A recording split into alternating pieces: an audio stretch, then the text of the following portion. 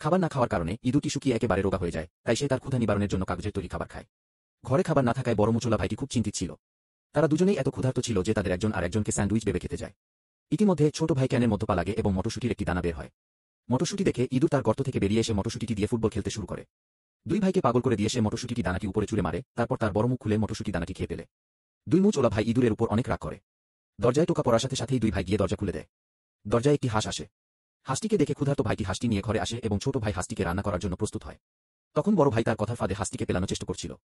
এদিকে হাঁসটি বড় গোফলা দুই ভাইয়ের চোখে ক্ষুধা দেখতে পায়, তাই সে ঘেমে কাঁপতে থাকে। তা দেখে বড় ভাইয়ের দরজা খুলে দেয়। দরজা খোলা দেখে হাঁসটি পালানোর চেষ্টা করে, কিন্তু বড় ভাই তাকে হারিতে ধরে ফেলে। ফলে হাঁসটি বাঁচার জন্য অন্যদিকে চলে যায়। অন্যদিকে ছোট ভাই তার উপর লবণ ছিটাতে শুরু করে। এদিকে বড় ভাই তাকে ধরে চুলার মধ্যে ছুড়ে দেয়। অতএব হাঁসটি নিজেকে রান্না না করার জন্য দুই ভাইকে প্রচুর খাবার দেওয়ার প্রতিজ্ঞা করে। তারপর সে নিচে গিয়ে একটি বক্স খোলে। তাতে প্রচুর চিকেন থাকে। চিকেন দেখে দুই ভাইয়ের চোখ বেরিয়ে আসে। চিকেনের গন্ধ পেয়ে সমস্ত ইঁদুর তাদের গর্ত থেকে ছুটে আসে এবং সব চিকেন তার ভাইদের চোখের সামনে খেয়ে ফেলে। শুধু হাড়গুলো ফেলে যায়।